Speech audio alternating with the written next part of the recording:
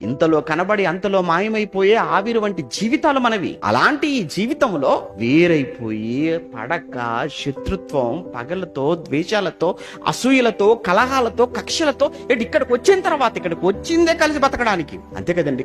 సంఘంలోకి ఎందుకు వచ్చాం? మనం కలిసి ఉండడానికి వచ్చామండి. సంఘంలోకి మనం వచ్చిందే కలిసి జీవించడానికి వచ్చాం, కలిసి క్రీస్తుతో సహవాసం చేయడానికి వచ్చాం. అవును, సంఘంలో ఉన్న వ్యక్తి మంచోడు కాకపోవచ్చు, కానీ సంఘంలోకి నువ్వు రావడానికి ఆ వ్యక్తి కాదు కారణం, యేసు ప్రభు కారణం. ఎవరు మీరు సంఘంలోకి ఎవరిని చూసి వచ్చారో? మా అన్న వెళ్ళాడు కనుక నేను వచ్చానంటావా? మా అమ్మ వెళ్ళింది కనుక నేను వచ్చానంటావా? లేకపోతే మా బాబాయ్ వెళ్ళాడు, మా బావ వెళ్ళాడు అందుకే నేను వచ్చాను సంఘంలోకి అంటావా? అలా మీ బావను చూసో, మీ అమ్మని చూసో, నాన్నని చూసో వచ్చావంటే ఎంతకాలం నిలబడదు ఆ విశ్వాసం? లేదు. మన సంఘంలోకి వచ్చింది, సంఘంలోకి చేర్చబడింది క్రీస్తును బట్టి, వాక్యాన్ని బట్టి. అవునో కాదు? ఒకసారి మీరు ఆలోచించండి. మరి క్రీస్తును బట్టి, వాక్యాన్ని బట్టి అనుకున్నప్పుడు వ్యక్తి బాగోలేకపోతే మనం ఎందుకు సంఘానికి దూరం అయిపోవాలి? ఎవరో సంఘం లేదో అన్నారని వాళ్ళ కోసం మనం ఎందుకు సంఘానికి రాకుండా మానుకోవాలి అని ఒక్కసారి నిన్ను నువ్వు ఎందుకు ప్రశ్నించుకో.